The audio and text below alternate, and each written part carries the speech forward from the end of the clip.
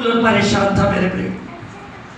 इसलिए यीशु जब उसके पास आया तो उसने ना अपने चेलों से कोई बात की, और जो उससे वाद विवाद कर रहे थे उनसे भी कोई बात नहीं की, लेकिन सीधा उस पिता के पास गया। जानते उस पिता के पास क्यों गया?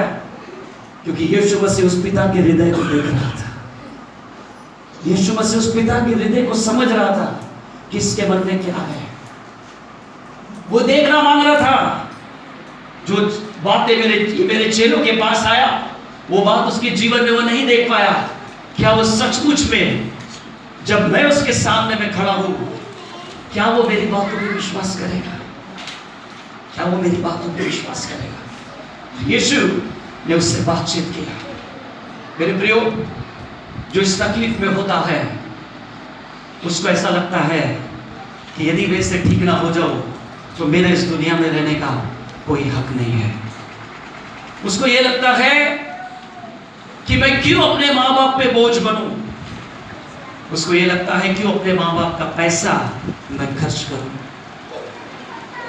क्योंकि मेरे माँ बाप बहुत धनवान नहीं है कि बहुत डॉक्टरों के पास बहुत इलाज करवाए, मेरा कर्जा ले लेके इलाज करवा रहे हैं, लेकिन कुछ ठीक नहीं हो रहा है। परेशानी और बढ़ रही है, तकलीफें और बढ़ रही है, शारीरिक तकलीफें अलग बढ़ रही है, मानसिक तकलीफें अलग बढ़ रही है, भावनात्मक खेद अलग हो रहा है। क्योंकि जो जिस परिस्थिति से गुजरता है उसको वो चीज मालूम होती है। लेकिन जब वो यीशु मसीह के पास आया और यीशु मसीह ने जब उससे पूछा कि तेरे बेटे को क्या हुआ मुझे पता, वो कहने लगा, मेरा बेटा कभी पानी में कूद जाता है, कभी आग में चले जाता है, कभी ऊपर से कूद जाता है, कभी कहीं पर भी फेस गिराता है। और यीशु से कहने लगा, जो भी आपने वो मैंने वचन पढ़ा, मरकुस 9 उसके 23 वचन में, यदि, ध्यान से सुनना, वो पिता इसलिए कहने लगा, यदि तू करे तो जरूर मेरे बेटे को ठीक करना। क्या लिखा है? पढ़ेगा बच्चों को। यीशु ने उससे कहा, यदि तू कर सकता है, यदि तू कर सकता है। यह क्या? बस एक, ये पिता के शब्द थे। एक रचनाकार के सामने में एक पिता के शब्द थे, जिसने दुनिया को बनाया, जिसने आकाश को बनाया, जिसने पृथ्वी को बनाया। जो पिता उसके सामने में खड़ा था उसको बनाया। जो बेटा उसका जो बीमारी से पीड़ित था, रोग से पीड़ित था, दुष्ट आत्माओं के बंधन में पड़ा था, उसने उसको बनाया। उससे वो ये बातें कह रहा है, यदि तुझसे हो सकता है तो कर। कई बार जब हम प्रभु यीशु मसीह के पास आते हैं, वचन को पढ़ते हैं, तो कई बार हम यही कहते हैं, प्रभु यदि तेरी इच्छा होगी तो कर, प्रभु तुझसे हो सकता है तो कर। वो इसीलिए क्योंकि हम उसको अभी भी एक इंसान के रूप में देखते हैं। हम अभी भी उसको एक साधारण व्यक्ति के रूप में देखते हैं, जिसके ऊपर एक सामर्थ्य है और उस सामर्थ्य से काम होंगे।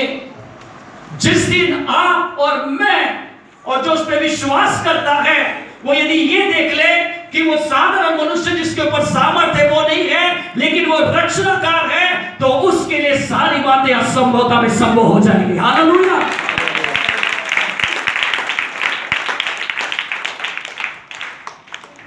इसलिए यीशु मसीह ने कहा, पिता ने कहा तुझसे हो सकता है।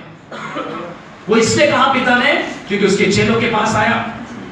उसके चेले साधारण इंसान आपके और मेरे जैसे, ठीक है।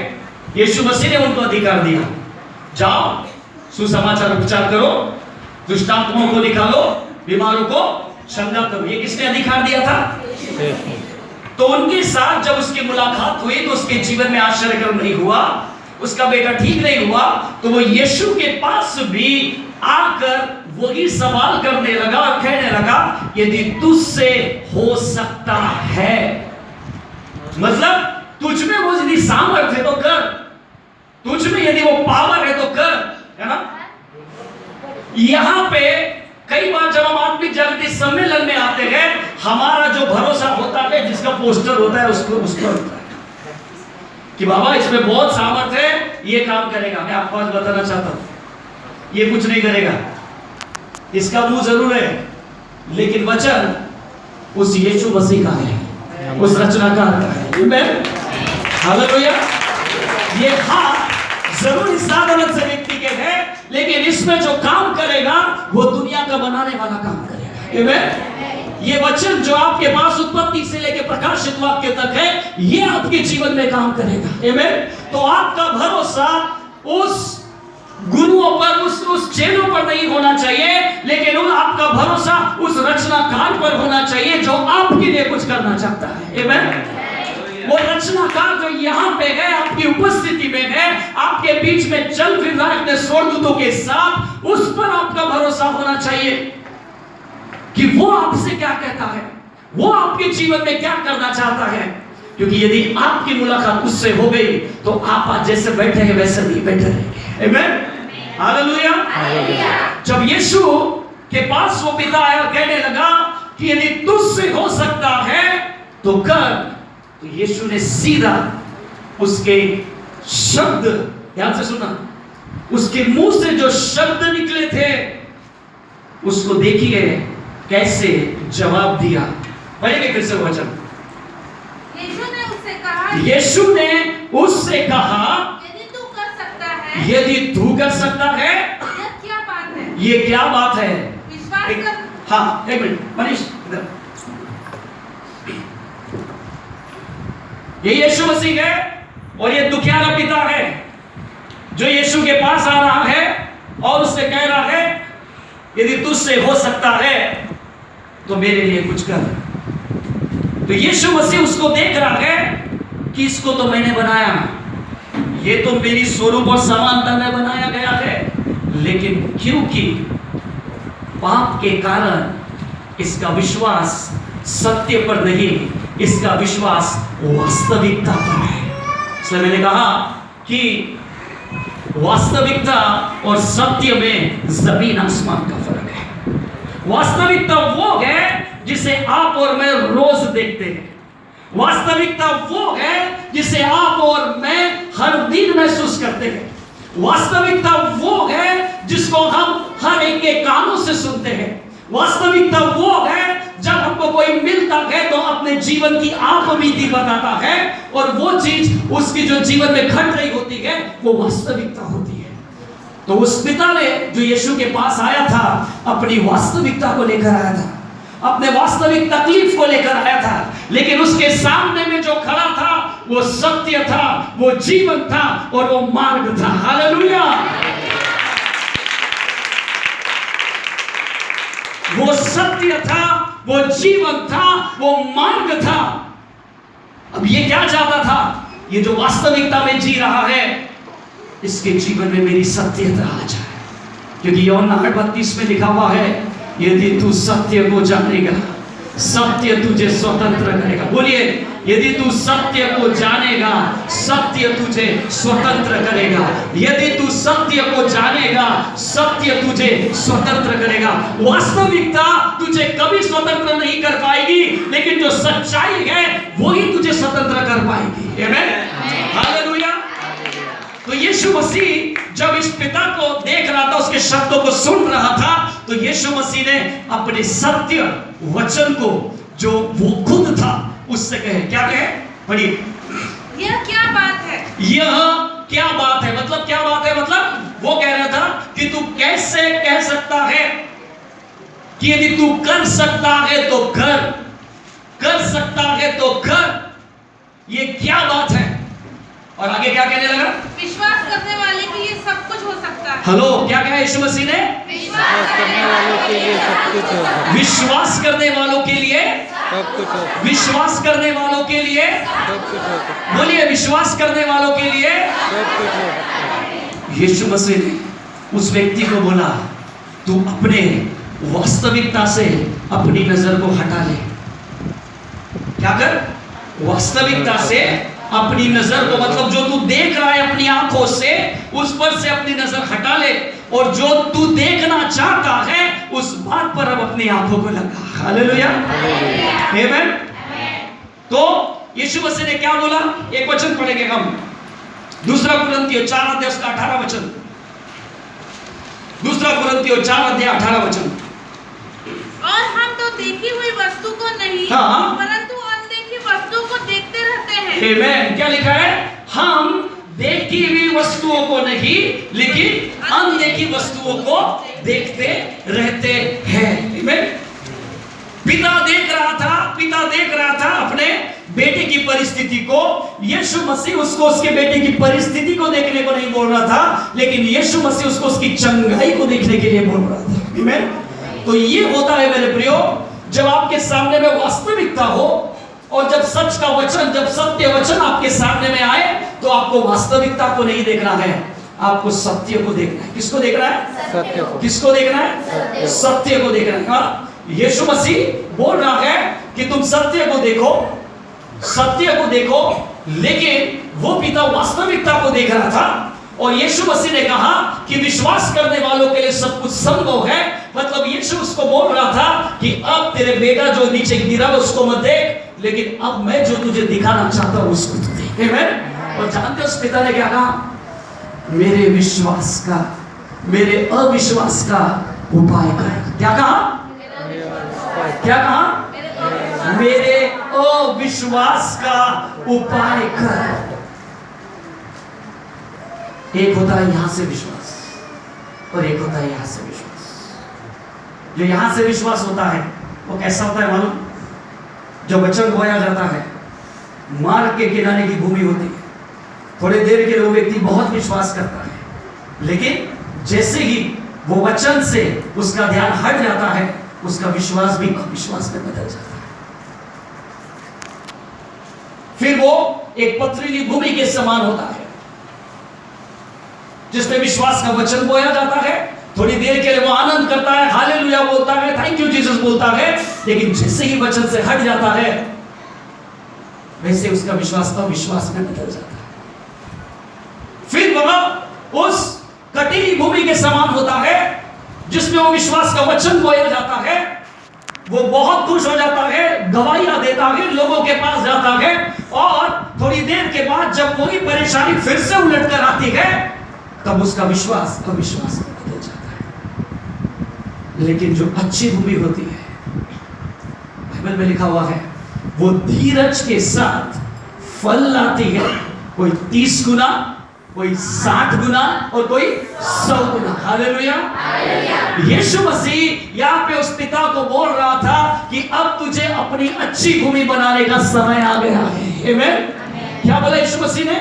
अब तेरी इस भूमि को अच्छी भूमि बनाने का समय आ गया है। क्यों?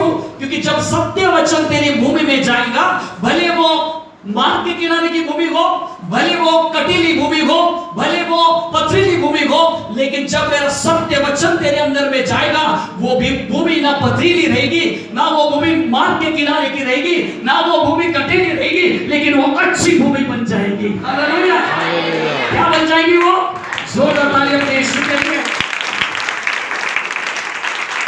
वो अच्छी भूमि बन जाएगी, क्योंकि जिस किसी भी भूमि में ये सत्य वचन जाता है मेरे प्रियो, तब वो भूमि कैसी भी क्यों ना हो, बंजर भूमि भी क्यों ना हो, जिसमें कोई फल भी क्यों ना दिखे, लेकिन वो भूमि एक अच्छी भूमि बन जाती है। आमीन। इसलिए मैंने पहले कहा कि आप विशेष हैं। आमीन। आप परमेश्वर के नजर में एक समान है। हालेलुया। आप जैसे भी हैं, प्रभु आपसे बहुत प्यार करता है, और यीशु मसीह उस पिता से भी बहुत प्यार करता था। केवल वो ये देखना चाहता था, क्या वो पिता अपने बेटे की छुटकारे को, अपने बेटे की चंगाई को लेने के लिए तैयार है या नहीं। अपने उस विश्वास की आंखों से अपने बेटे के छुटकारे को देखने के लिए तैयार है या नहीं। यीशु मसीह केवल वही देखना चाहता था, इसलिए उसने कहा कि विश्वास करने वालों के लिए सब कुछ संभव है। हालेलुया। विश्वास करने वालों के लिए सब कुछ संभव है। आमीन। और उसके पिता ने कहा, मेरे अविश्वास का उपाय कर। आमीन। हो सकता है आज यहाँ पे आप बैठे हो, आपका दिल टूटा हुआ हो, आप आए जरूर होंगे यहाँ पे, लेकिन आपके अंदर में आशा नहीं होगी, काश मेरे जीवन में ये चीज होगी या नहीं होगी। मैं निकला तो जरूर था घर से यहाँ पे आने के लिए, लेकिन मालूम नहीं जिस बात के लिए आया वो चीज होगी या नहीं होगी।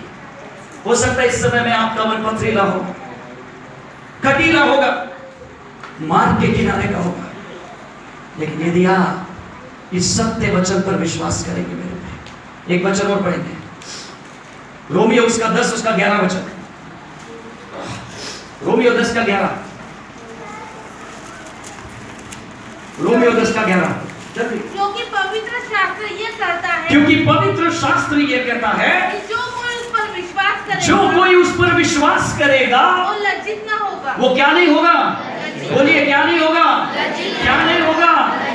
Hallelujah, hallelujah. यीशु मसीह कह रहा है कि जो कोई उसके इस जिंदे कलाम पर, जो खुद वचन है, उस पर यदि विश्वास करेगा तो वो कभी भी लज्जित नहीं होगा। आमीन, हालेलुया। जब आप उस वचन को आज अपने उस पथरीली भूमि में, कटीली भूमि में, मार्ग के किनारे की भूमि में जब आने के लिए कहेंगे कि प्रभु तेरा वचन मैं अपने हृदय में ले लेता हूं, तो वो वचन आपके जीवन में 30 गुना, 60 गुना और 100 गुना फल लेकर आएगा। आमीन, हालेलुया, प्रेज़ द लॉर्ड।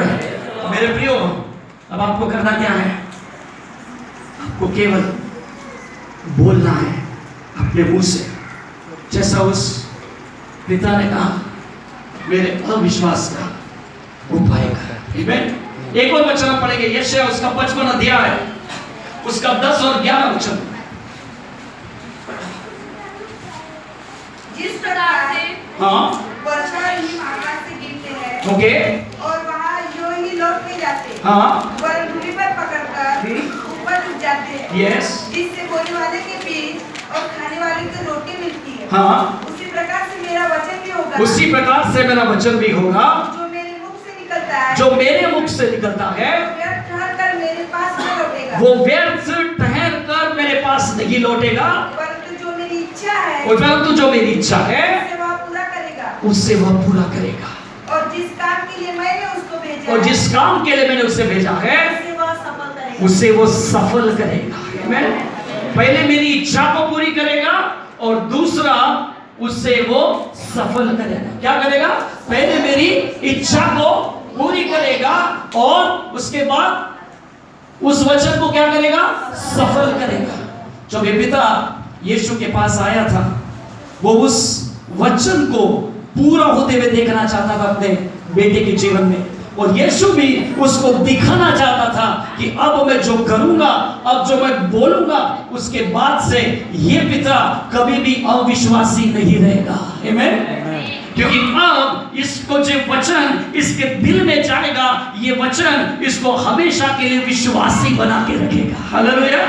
मतलब ये व्यक्ति हमेशा केवल अनदेखी वस्तुओं पर ही आशा लगाएगा। हालेलुया।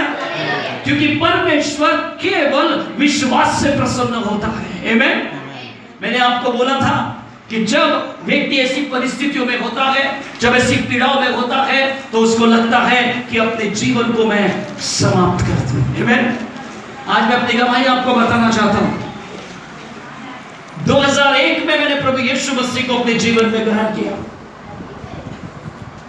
मैं एक ऐसा व्यक्ति था, ये बाइबल यदि कोई मेरे सामने में ला देता था तो उसके मुंह पर फेंक कर मारता था और बोलता था आज के बाद से कभी ये बाइबल मेरे सामने में मत ला, क्योंकि ये केवल दिमाग खराब करती है। क्या करती है? हम जैसे हैं वैसे ही अच्छे हैं। और उसके कारण जिसने मुझे वो बाइबल दिया था, उससे मैंने अपना रिश्ता तोड़ दिया था। और जब मैंने उससे अपना रिश्ता तोड़ दिया था, वो व्यक्ति मेरे लिए उसी दिन से प्रार्थना कर रहा था। दिन बीतते गए, जब दिन बीतते गए, मैं इस पिता के बेटे की जैसी बीमारी से पीड़ित हो गया। एपिलेप्सी मुझे हो गई।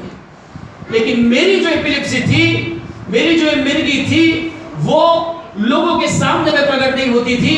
लेकिन यदि मैं सोया भी रहूंगा तो अचानक मैं बेहोश हो जाता था। मेरी माँ रात भर जागकर ऐसा हिलाती थी, तू सोया है कि बेहोश हो गया है। ऐसा एक दिन नहीं, 2 दिन नहीं, कई सालों तक वो ऐसी पीड़ा में मुझे देख रहे थे। पिताजी कर्जा ले रहे थे बेटे को ठीक करना है, मेडिकल में जा रहे हैं स्कैनिंग करने के लिए, मेयो में जा रहे हैं रिपोर्ट्स निकालने के लिए, बाबाओं के पास जा रहे हैं कुछ तो भी मिल जाए, कुछ तो भी हो जाए, मन्नतें मांग रहे हैं कुछ तो भी अच्छा हो जाए बेटे के लिए, लेकिन कुछ नहीं हुआ। एक दिन मैंने निर्णय लिया, ऐसा जीवन जीने से क्या मतलब है? माँ भी तकलीफ में, पिता भी तकलीफ में है, लोगों से कर्जा लेके केवल मेरे लिए ऐसा कर रहे हो। एक दिन मैंने निर्णय लिया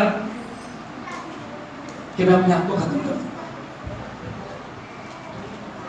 मैं गया मार्केट, और मार्केट से जाके मैंने एक जहर की शीशी ला ली, पॉइजन ला लिया मैंने, और उसको लाने के बाद रात के समय जब सब लोग सो जाते हैं, उस समय में धीरे से, उस समय में हमारा मिट्टी का घर था, एक छोटा सा किचन था, वहां गया और खाना लिया अपने हाथ से ही, और उसकी दवाई उसमें मिला दिया। जब उसको मिला रहा था, उसका स्मेल इतना स्ट्रांग था कि जिसमें वो निवाला लेने वाला था, बोलते ना माँ के हृदय में परमेश्वर बात करता है, तुरंत उसके नाक पे वो स्मेल आई, वो तुरंत उठी कि इतने रात में कौन उठ के खाना खा रहा है। वो आके देखी और उसको एक अलग सा स्मेल आया, और बाजू में उसने बोतल को देखा, वो बोलने लगी ये क्या कर रहे तू? मैं रो पड़ा, बोला मुझे नहीं जीना इस दुनिया में, मैं आपको तकलीफ में नहीं देख सकता, मैं मेरे पिता को कर्जा मांगते हुए नहीं देख सकता, मैं मरना चाहता हूं, क्योंकि मेरे जीवन में कोई मकसद नहीं है, कोई मकसद नहीं है, मैं टूट चुका हूं पूरी तरीके से। वो सब उठे घर वाले रो रहे थे, ऐसा मत कर, कुछ नहीं होगा, जरूर कुछ बाहर निकलेगा। एक दिन ऐसे ही मेरे दोस्त के घर पे मैं गया, रविवार का दिन था, और वहां पे वो घर में मराठी पिक्चर चालू थी, टीवी देख रहा था, मैं बैठ के जस्ट टीवी देख रहा था, और एक भाई सुसमाचार लेकर उसके घर में आया, क्योंकि वो क्रिश्चियन भाई था, उसके घर में आया वचन लेकर, और यीशु मसीह के बारे में बताने लगा।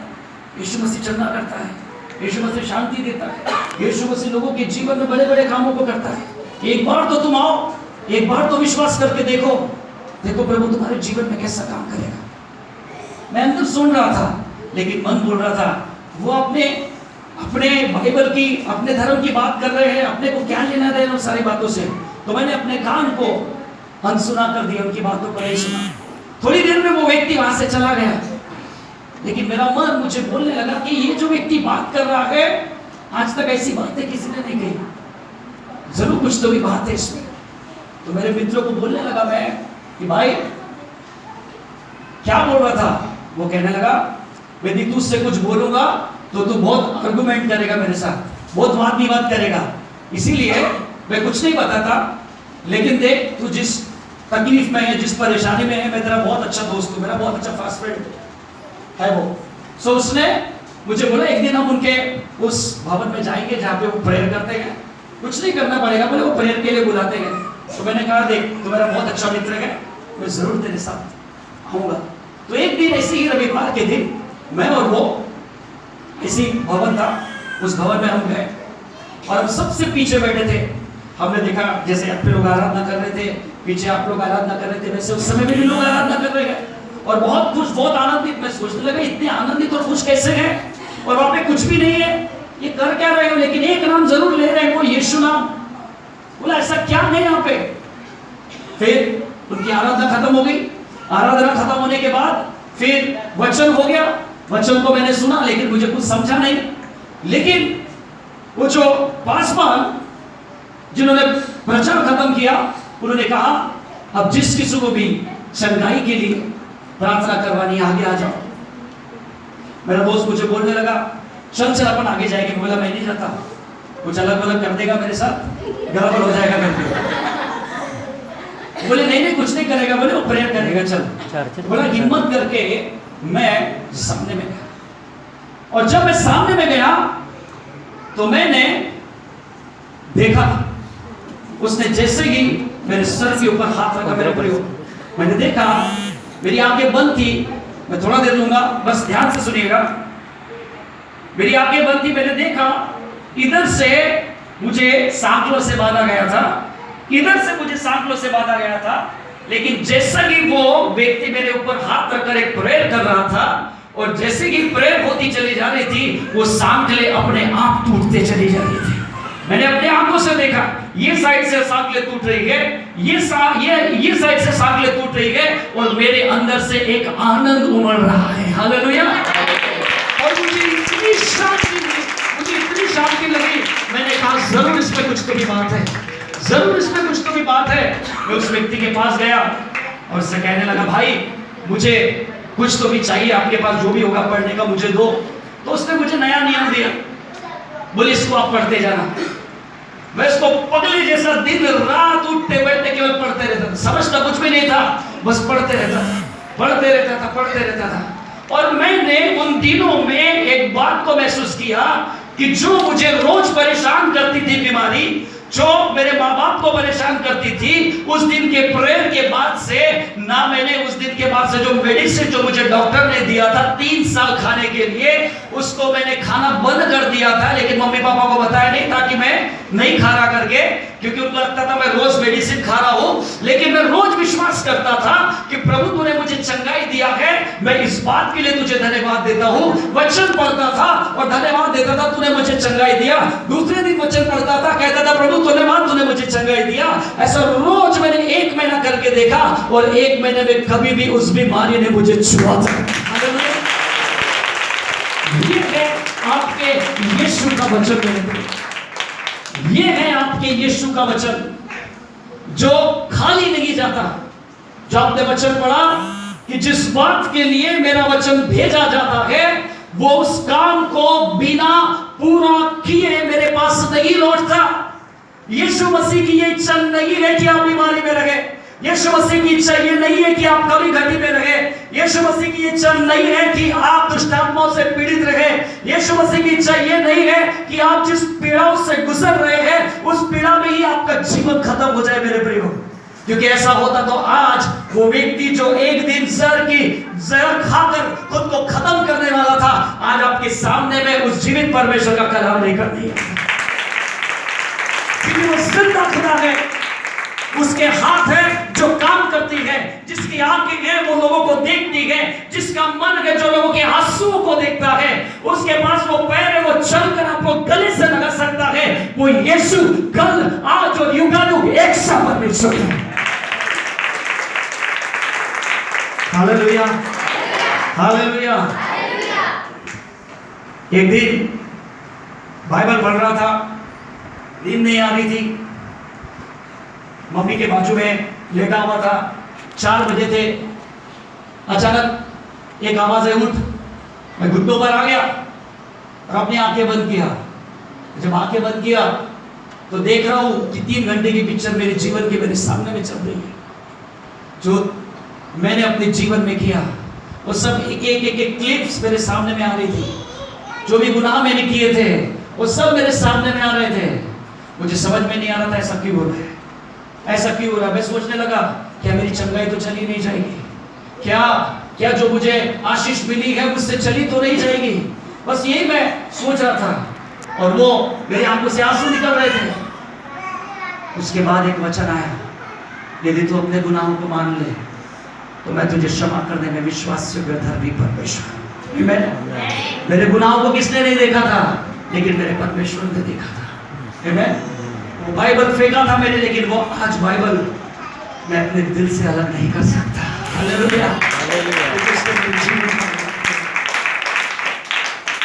चंगाई एक माध्यम है जिंदा खुदा को जानने का। छुटकारा एक माध्यम है उस जिंदे खुदा से मुलाकात करने का। छुटकारा आपके जीवन में जो भी आशीष आती है वो एक माध्यम है कि आपको अनंत जीवन मिलने का। मेरे प्रिय, केवल चंगाई में, छुटकारे में और आशीषों में केवल अपने आप को सीमित ना रखें, लेकिन उससे मुलाकात कर लीजिए जो कहता है ना मैं कभी तुझे छोड़ूंगा और ना ही कभी तुझे त्यागूंगा। मैं ये जीवन आपका ज्यादा से ज्यादा 70 से 80 साल का है। आजकल जीवन का कोई भरोसा नहीं है। चलते चलते किसी ने ठोक दिया, एक्सीडेंट हो गया, कोई भरोसा नहीं है इस जीवन में। लेकिन जब आज यहाँ पे आप है तो आप यूं ही यहाँ पे नहीं है, ये प्रभु की इच्छा है कि आप यहाँ पे रहे। उसके वचन को आज आप सुने और उसके वचन पर आज आप विश्वास करें। आपको बताया गया कि आपकी जो परिस्थिति है वही आप है। उदाहरण के लिए यदि आप किसी भीख मांगने वाले को देखते हैं तो उसको कहते हैं कि ये भिखारी है, लेकिन कभी नाम से उसको नहीं पुकारा, उसको कभी बोला नहीं, पूछा नहीं कभी तेरा नाम क्या है। क्योंकि जब वो भीख मांगने आता है तो हम बोलते भिखारी, सीधा हम उसको पहचान देते थे भिखारी।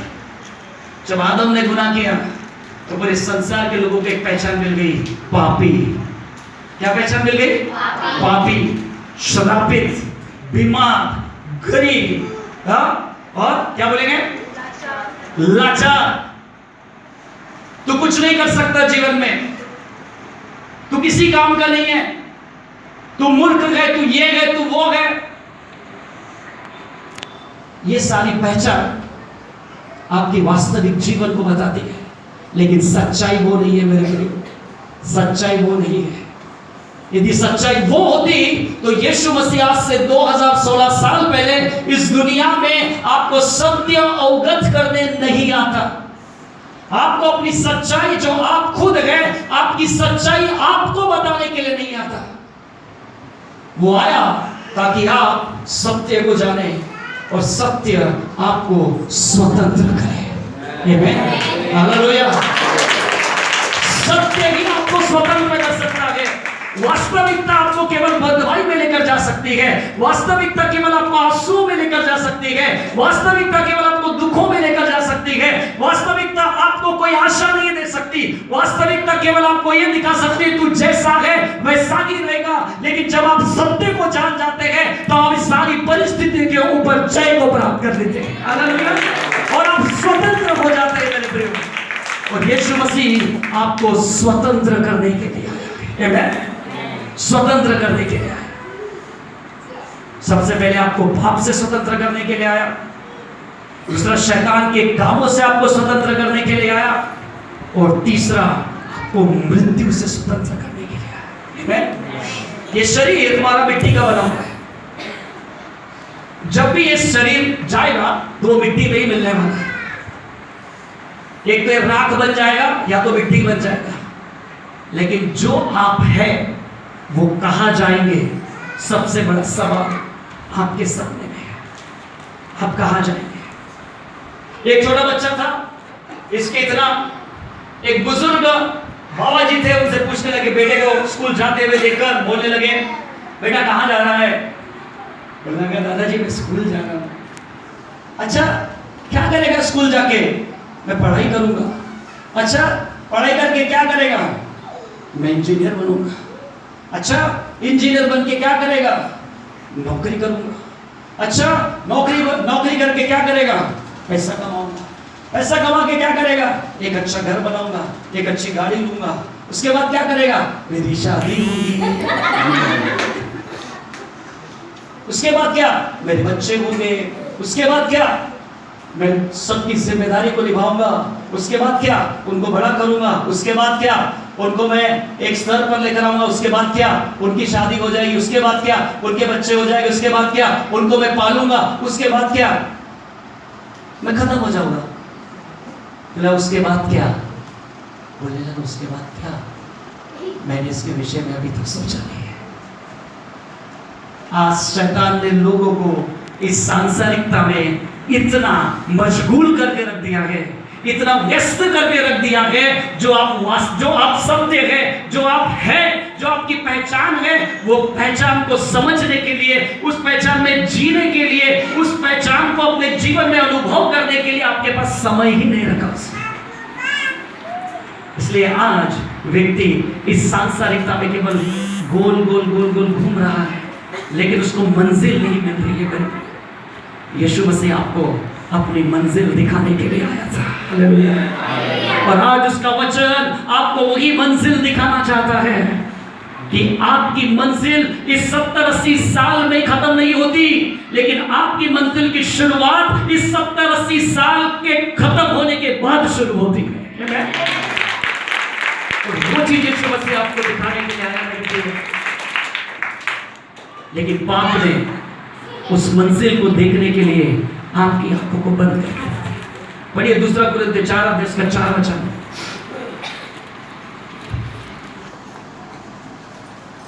और उन अविश्वासियों के लिए हाँ जिनकी बुद्धि संसार की ईश्वर ने अंधी कर दी है, हाँ ताकि मसीह जो परमेश्वर का प्रतिरूप है, हाँ। उसकी तेजो में सुसमाचार का प्रकाश उन पर न चमके। मैं क्यों बाइबल फेंकता था? क्योंकि मेरी आंखें अंधी। सत्य मेरे पास आया था, लेकिन मैंने सत्य को ठुकरा दिया था, क्योंकि मेरी आंखें कैसी थी? अंधी थी।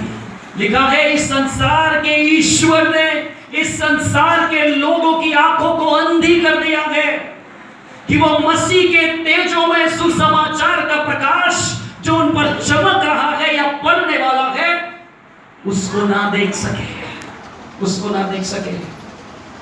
लेकिन यदि आज आपकी आंखें खुली है मेरे प्रियो, और आज यदि आप इस समाचार को लेते हैं, इस तेजों में सुसमाचार को लेते हैं, मैं आपको गारंटी देता हूं इस वचन के आधार पर कि आप जो आज है कल नहीं रहेंगे। आमीन।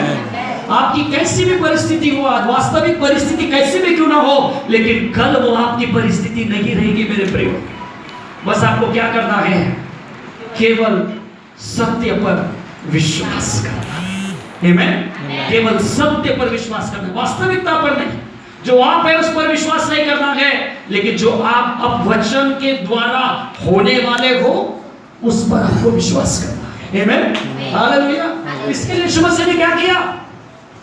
इसलिए यीशु मसीह ने क्रूस पर अपनी जान दी। और इस